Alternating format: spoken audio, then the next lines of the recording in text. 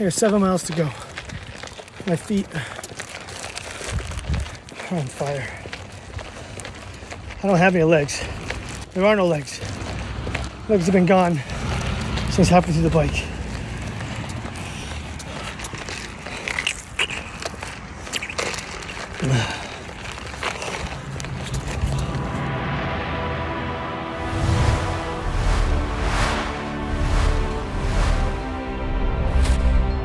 The Ironman, the real true Ironman, is one of the biggest and most difficult endurance tests any athlete can face. It starts with a 2.4-mile swim in the ocean. Then it goes into a 112-mile bike ride through thousands of feet of elevation change, headwinds, and extreme heat. And then, if that's not enough, it concludes with a 26.2-mile run. That's right, a full-blown marathon. This takes some of the greatest athletes in the world, chews them up, and spits them out. Not only is the Ironman insane physically, but one would argue it's even more insane emotionally. This is the ultimate challenge for any athlete. With raising over $50,000, the Ironman Foundation tagged me to say, hey, listen, we would like you to be on our team this year and complete the hardest race in the world, the Ironman World Championships in Kona, Hawaii. So we're here at the start line for the Ironman Timberman 70.3. Zero preparation of any kind. Never swam like this, never biked like this, and never ran like this. Just over a year ago, I decided I would try a half Ironman with 2 days notice. Oh, down there. Oh, sorry. Got it. All right, got it. All right. He's going down. I was hooked. I was hooked on the feeling to push my limits, to see what I was capable of doing. And I received an email and a contact from the Ironman Foundation. The Ironman Foundation's headquarters is in Tampa, Florida. They heard about the story and asked me if I would like to be a part of the Ironman Foundation team. They chose me to be one of 50 athletes, foundation athletes that will race in Hawaii in Kona. I was given the opportunity to represent the Ironman Foundation and be one of only 50 athletes in the entire world to do so. Could I pull this off? Could I pull this off and still run the 5 businesses that I own? Could I pull this off and still be a father to my 2 daughters? Could I be a good husband? Could I be a good friend? Knowing that I would have to train for a year, but I wanted to be bigger than that. I wanted my race to mean something.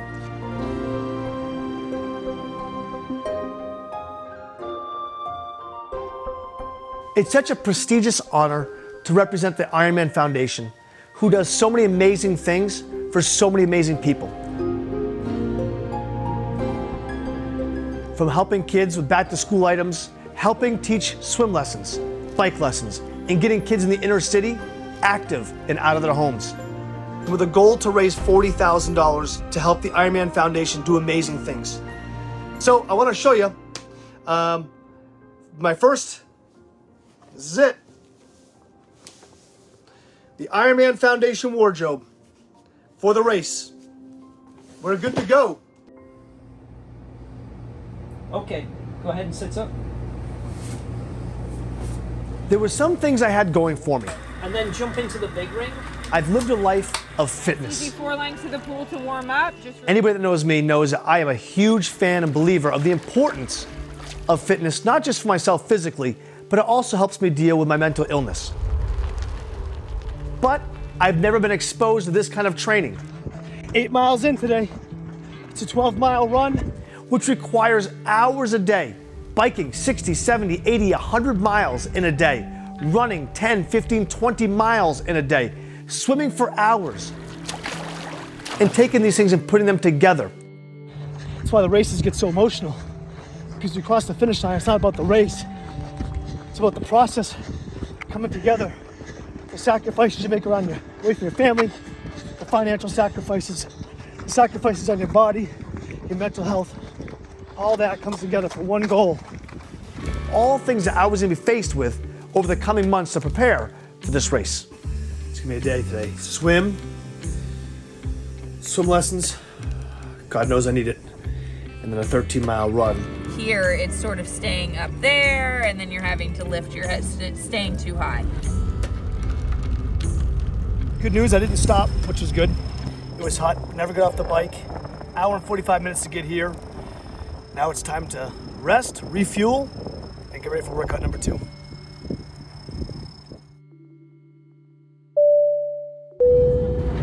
Ladies and gentlemen, please check to see that your seatbelt signs again.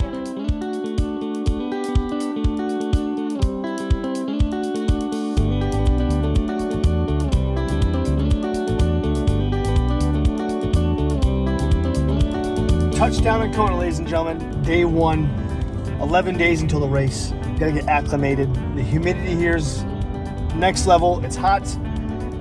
Getting a little look at the bike course, but tomorrow we're back. We go right to the water, and we're on it.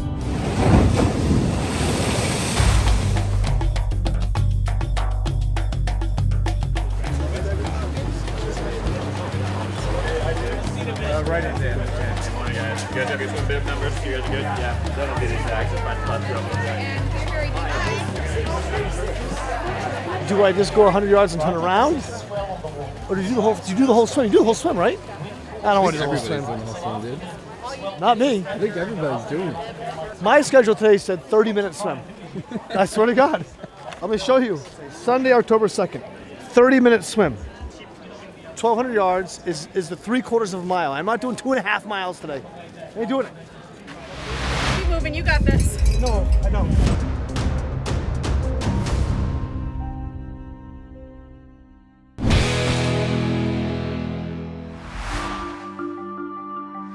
The reason why Hawaii is the World Championships is because it presents the biggest challenge for athletes. It's not just the course. The course is difficult, but it's the environment. The ocean is what really makes this swim difficult. The only advantage the ocean has is that salt water is a little bit more buoyant than fresh water. But there are many disadvantages to the ocean. Number 1, if you swallow the water, it creates dehydration. Also creates stomach and gastrointestinal issues that fresh water does not present.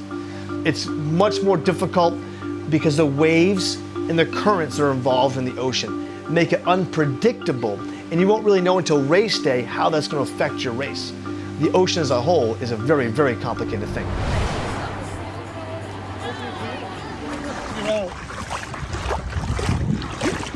I'm zigzagging. Yeah. Everywhere. So I went all the way out and then I had to go all the way back. I was like trying to get to this side. Yeah. But I gotta figure out how to go straight. Yeah, that helps. Go to GetScans.com right now, grab the mystery hoodie, it's the first item. Also get one of my triathlon t-shirts and support me. They're gonna be going out this week. Love your guys' support. Like I told you, a lot of this I'm doing because of you guys. I always want to show people what is possible, that you're so much more capable of a human being, of doing things that you didn't think were possible. And that's certainly a big part and a big catalyst to why I'm doing what I'm doing.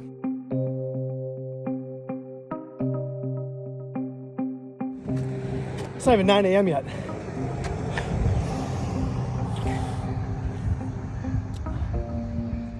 Way harder than I thought it'd be. Way harder. Well, that was the first test run. This thing is saturated. We only did an hour run. 4.5 miles. And that was a rude awakening. So, I gotta rethink how this is gonna go down. Or not.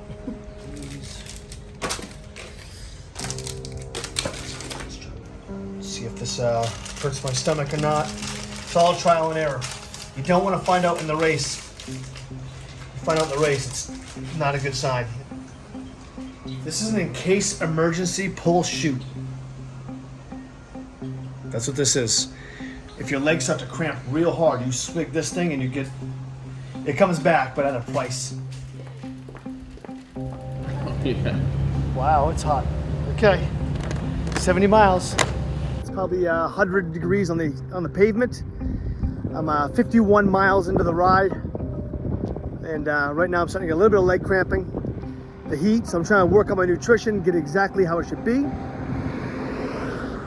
So I was just talking to Audra, who's the head of the Ironman Foundation, and she said the 3 athletes had backed out because 2 had heart attacks and 1 had a mental breakdown. I can absolutely relate to the latter.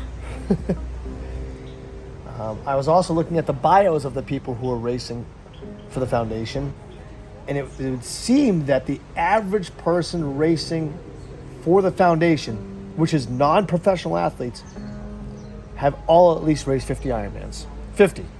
Fulls. How many full Ironmans have you done?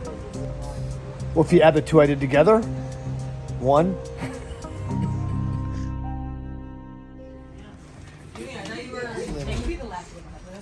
Say good luck, Daddy. This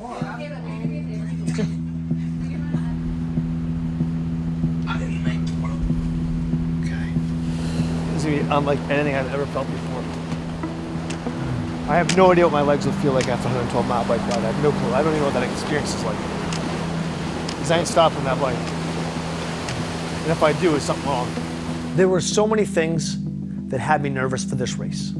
Entering the ocean to swim 2.4 miles with thousands of competitors, then embarking on a 112-mile bike ride, which I've never completed that distance, in extreme headwinds, in extreme heat. And then if I could finish that, how could I finish what some people consider to be a bucket list item, a marathon? A marathon by itself is an incredible achievement. But to do it after swimming and biking those distances, I knew I had my work cut out for me. Absolute chaos here. We've got 10 minutes to get out of this area.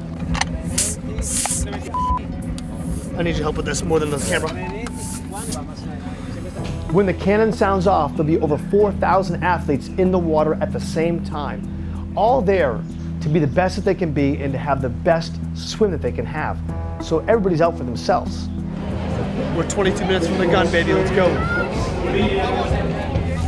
go! Here we go! Let's go! Come on!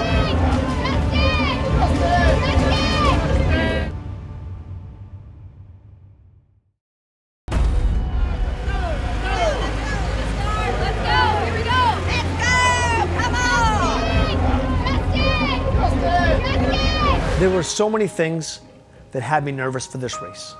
Entering the ocean to swim 2.4 miles with thousands of competitors pushing you underwater, and all that without any life preservers, any wetsuit, and nothing to give you a sense of safety.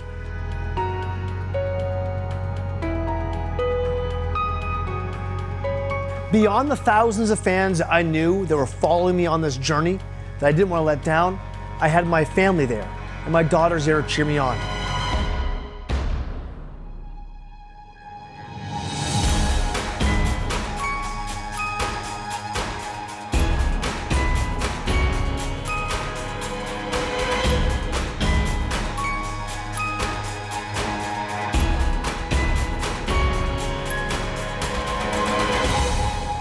The one thing I had not trained for was what they call brick training.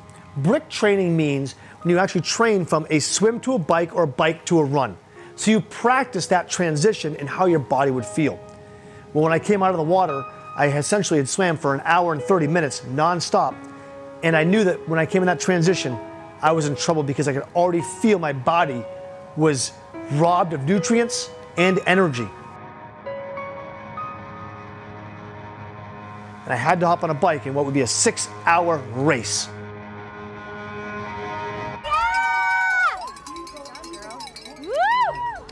What's up? We're here. We're live again, you guys. We are 40 miles of 112. We're waiting for Justin. He's chipping away at the miles. He's got a really good average pace. He's not trying to push it and break any records of power output. He just is being methodical and smart and knowing that he...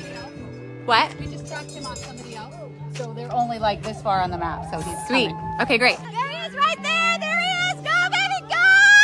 Go! Woo!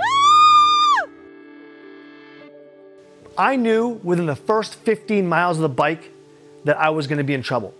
That day specifically, the winds had changed. In the first 15 miles, we had an extreme headwind, meaning I was actually riding at 17 miles an hour, where I would normally be riding at 21 to 23 miles an hour, and using more energy I could see that my meter gauge was saying I was outputting a lot of energy and I wasn't making up the distance I wanted to. This was difficult mentally to handle because I knew it was going to make this already long day even longer. Here he's coming. He's coming, Bubba. You see him? He's coming up the hill. Everyone's cheering. He's coming up the hill. There he is. Woohoo! 50 miles. 50 miles. Take that hot shot, baby. Oh, there he goes, you guys. There he goes. There he goes down the hill, 50 miles back to town. He said he's cramping hard. Yeah, Blakey said she could tell by his face he's in a lot of pain. Let's go, Jay! When I'd reached mile 80 of the bike, that's when self-doubt started to come in. I thought to myself, I still have to ride 32 more miles and my legs are already gone. And I've never ran more than 13 miles in my life. Marathon? There's no way. You got this, baby. Stay strong. One step at a time. How was I gonna do a full marathon? Keep moving, you got this. No, I don't. You do. Well, it's gonna be a while. I cannot digest food anymore. My stomach is upset. I'm depleted of nutrients, depleted of energy. And when I made that transition from the bike to the run, I knew I was in serious pain.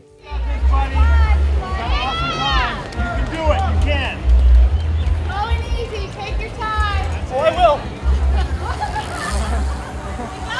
We got you. The first mile of the run was to try to get my legs underneath me. I would walk and run because they were so stiff from being in that position on the bike. And I thought to myself, how am I gonna do another 25 miles of this?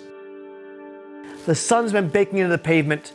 You're 10 hours into this race and you are just sitting there thinking to yourself, I don't think I can go another step. Your legs are gone, and this is where the emotional fortitude really starts to play a role. Gotta hydrate. I'm in some serious pain. Already. He's in a lot of pain. He's had a day for the record books and he's still smiling. Thanks for volunteering today, guys. I appreciate it. Remember, Dustin's doing this to try and help people, and we can't do that without your support. We're trying to help inner city youth through the Ironman Foundation. If you have $1 to donate, that would mean a lot to all of us, and especially Justin, who's just putting his heart and soul into this race right now. I'm in some serious pain. But I want to say thank you while I can to everybody who has donated today to the Ironman Foundation. This has to be one of the most difficult things I've ever done.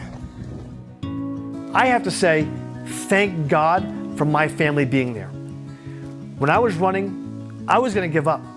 And the pain of giving up would haunt me the rest of my life. Where the pain of continuing, it was worth every moment to show to my kids that anything is possible.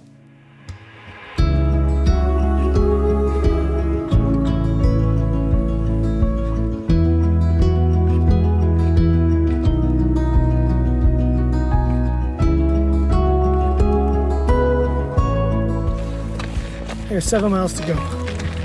My feet are on fire. There came a time when the sun went down and I could feel the end was getting near.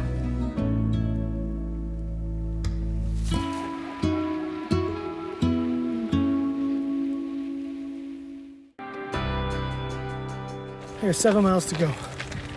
My feet are on fire. I don't have any legs. There are no legs. Legs have been gone since hopping through the bike. There was a moment in that race where I realized I had done it. That I simply only had to run 2 more miles. Ahead of my goal and ahead of my pace, as I approached that finish line, the emotion, knowing that my family would be standing there waiting, to know that they'd be there to greet me with a hug, to know that I was about to show my family that anything is possible, and to inspire my daughters to believe that they can do whatever they set their minds to. It wasn't just words, it was action. I set out on this adventure to learn about myself, to showcase how strong I can be physically and emotionally, not to other people, but to myself.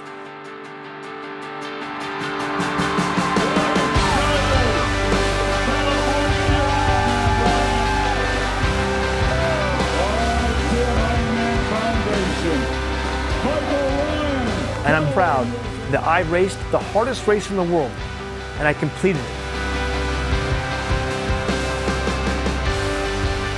And I'm always preaching to other people to take chances in their life, that you get one chance to live this life, and don't you want to know what you're capable of?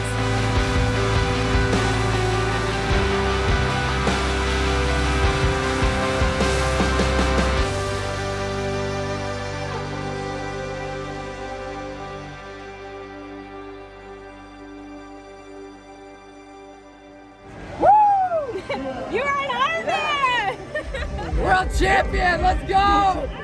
And remember, in a world full of chaos, it's important that all of us, mile by mile, show our kindness.